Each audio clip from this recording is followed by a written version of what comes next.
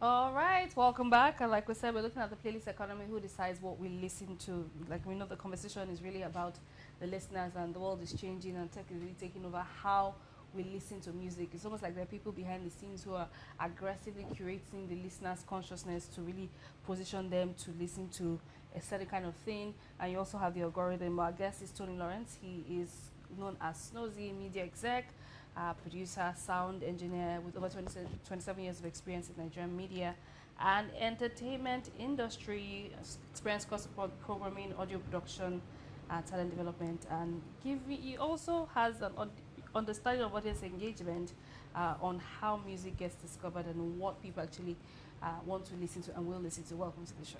Thank you very much. All right. Thank you for having me. Great to have you Tony, in the studio. Great. So let's start with a big question, which is very obvious, right? Yeah. Because most of the time I have this conversation with artists and they tell me, before now, radio used to be the major decider, where like more like the gatekeepers of what song gets spin on air, what song gets to blow. I mean, it was more like a cult. But these days you have people just reaching out and be like, look, man, I have other means right now. So who really decides, or who controls music discovery this day and age that we are right now? Some people feel like it's probably the playlist curators on various DSPs. Or is it the algorithm, or is it just by chance? Walk me through this. Yeah, so this is it, yeah. I'll say the algorithm. And algorithm is just like the algorithm for me, sometimes I just describe it as a vehicle, yeah? And the makers of this, the people who put the music together, which they are the creators, they understand, they are like the people who piece these things together. Yeah. And the algorithm, they send it to the algorithm for the algorithm to help them transport it. Oh. So you can actually just say that the algorithm is just that delivery person who brings everything to your timeline. And that's why you see the audience also have a vital part to play here, because they also tell what lasts. Because algorithm brings it, they consume it, and if they don't like it, they will not consume it. So now the creators are also playing their vital role as well, because they have to piece it together, especially when they understand this music. And no matter how you want to see it, algorithm, I mean, you could say that's what artificial intelligence actually does right now, created for people to be able to see this music, to reach out to reach this music. But you cannot take away human intelligence.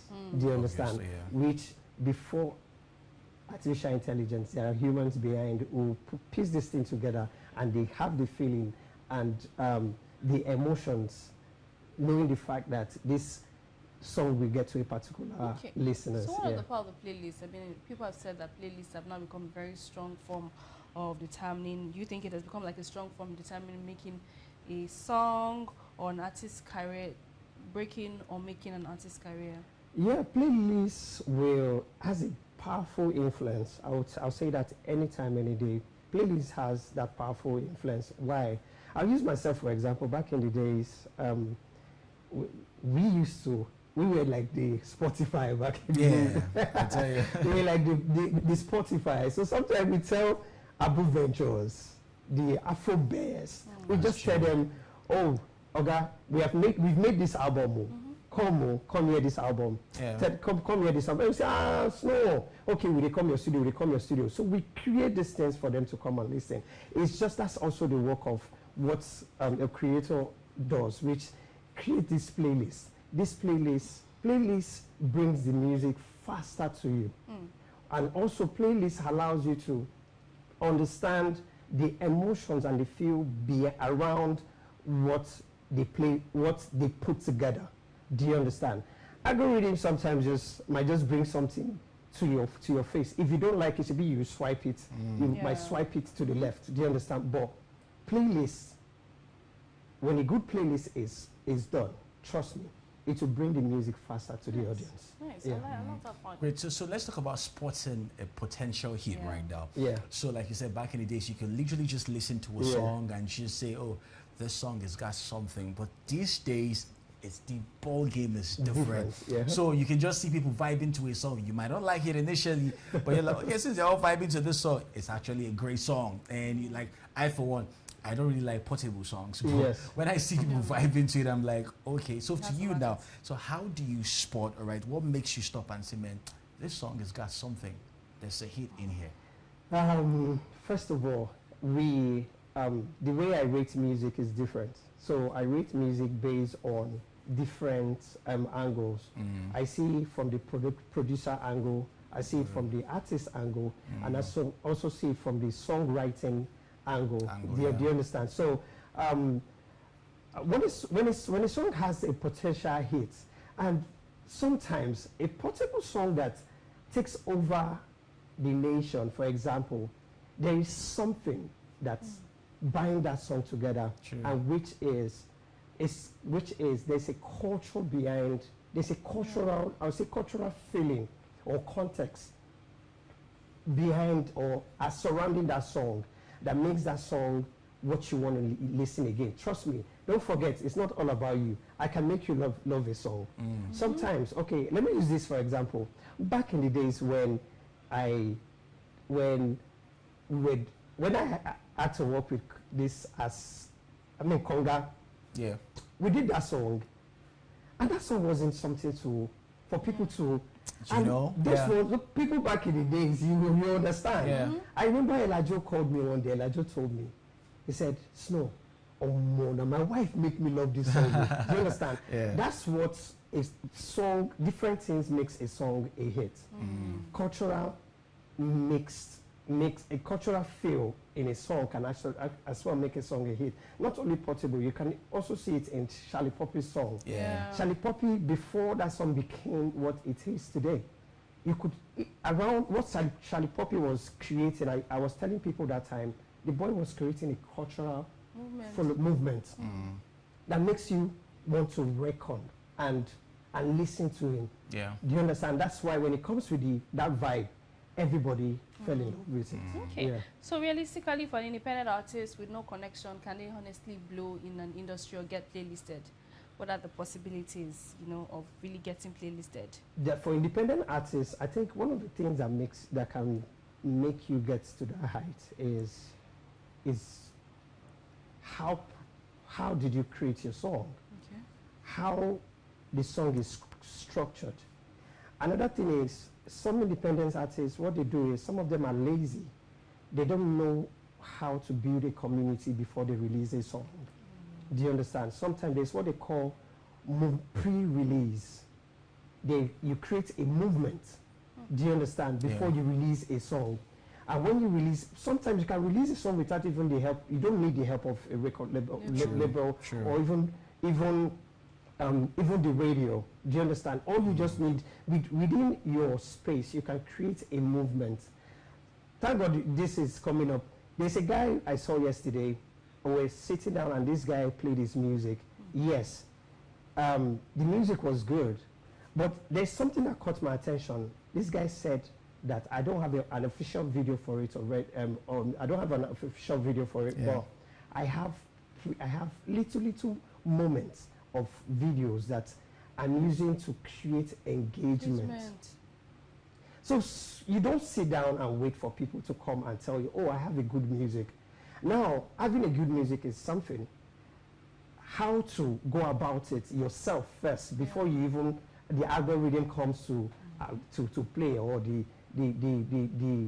playlist, putting that song on playlist. Do you understand? What's the assignment you give to that song? First of all, how would I put it? The promotion, little things that you put by your own self, how you create that community and people will follow. And it starts within your space. You don't need to go too far. Start within your space and start growing from there. Yeah. So I often, get songs from artists, and one thing that I've found very peculiar is there are songs sometimes that comes in, and I try probably uploading the songs, maybe either on a system or whatever. There's some songs you'll notice you have artist name unknown. Yes. There are sometimes maybe the artist is now misplaced with the title. Or the best most artists do these days is just artist name and title of song. And I try having conversation with most of them, like, is it possible to actually have your metadata, updated, where you have the artist name, the composer? I mean, these things are there, but artists never takes this thing serious. So how important is metadata to some of these artists who just feel like the song and the song title and the artist is enough for them? The metadata is very, very, very, very important. Let me put it this way. You don't download songs for internet before now. Yeah. For example, you want to actually get the song, check it as a playlist guy or a creator of a particular organization. Before you put it on your system for your system to play, you see that they've locked in every information. Even if you put it on inside your Adobe and edit it, when you want to pass it into your system, it brings, let's say, for example, Wizkid,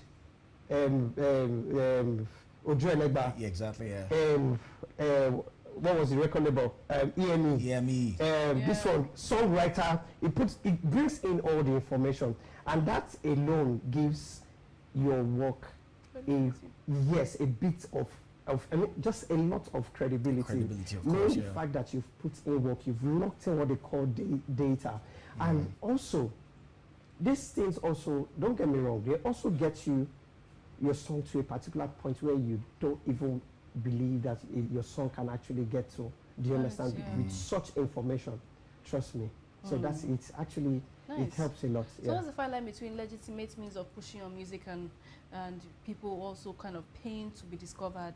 I mean, that fine line, where do you think the line should be drawn? Because say that come again with that. So where do you think a line should be drawn between people paying for music to be discovered, and also legitimate means of putting out your music where you genuinely are discovered, and also people paying for music, you know how they call it, to get their music played, which happens. So I'm just in the fine line because it's a conversation. Yes. So a lot of people do come to me and tell me, I need my song to be played. How much will it take? Do you understand? That's pay to play. It's a universal language. Yeah. It's not only a Nigerian thing. It's a universal language, because you're giving somebody or an organization work to do for you. Do you understand? What your music couldn't do, but you're meeting somebody, a professional, and say, okay, help me play this song. I'm paying you for you to play this song. It is the right thing to do. Sure. And the only thing that matters is, are you meeting the right person or you're meeting the wrong person? Now, your music can be very, very, very, very good and nice, but it doesn't have the right channel to put them. Do you understand? Now, if you pay to say, because you're paying for a service, play my music. Now, the person who owns you a service. It's not just a favor. And since you're giving them a job to do, they'll make sure they put them in a good platform where your music will reach. Now, for example, when they bring song to a radio station, radio will give you airplay for free. True. And play the song. Boom. Once you're going, mom, my friend, mom, they play my song for this and bam, bam, bam. That goes. Do you know how many songs get into radio every day? Immediately the playlist guy comes into the office, is downloading 100 or is downloading 50, downloading a lot of songs. Now, if you want a priority on your song, that's where you give them work for them to do. And it is never a bad thing to do, but do it with the right people so that you get the right results. Okay. Yeah. You know, because there's been this growing attention for paying, conversation around paying for attention, where, I mean, some people will say it's illegal, some will say it's legal. Yeah. But the question now is, where do we draw the line between an organically blown song and a song that was actually influenced? So of course, we hear some songs sometimes, they're like, this song is not that, but you hear it on virtually all radio and TV stations, but you know that something definitely has gone on there. So where do we draw the line? So, okay, this song is actually organically, has been organically, influenced or probably, induced by some external forces. So the thing is, organic songs take time they take their time to blow. Yeah. You can organic song can be done today, and it's blowing the next 4 years. True. But do you, are you as a record label owner or the artist, do you have patience for that? Sometimes it happens, and that's why you see people keep on doing stuff. But if you have a well-structured plan in how you want your song to be reached, how you want to place your song, I think it's best you do it, and it is very, very important. Yeah. Guess, for example, back in the days, people put their song on playlists. Back in the days, they put up Alaba makes like 50 of them. Yeah. If you're going, when CD was still in existence, do you understand? When you're moving, you want to play something, you see this person's song, maybe Olu Maintain, you see the Banji song, you want to just play that song and you have it on that playlist, especially when all these boys were doing banging playlists back in the days. And it takes time for you to, so you do all these things. There's no bad publicity, but the one that I won't like is if you're not doing it at all, believing that organically your song is going to get there. Because why? You have channels. People are building channels now where music will get to people as fast as possible. Do you understand? So tell me, why do you want your music to get to people organically? Do you understand? You need to do the work. Yeah. You get. That's why you see people have A&R, PR people, different people handling just one project, and at the end of the day, they're seeing results. Do you think our artists are taking advantage of the digital economy, of the playlist economy, or are we just approaching digital music with a old school mindset? Okay, I was telling people yesterday. Do you know? First of all, Nigeria as a whole, we have over 200 and something million people, right? Sure. And they say data.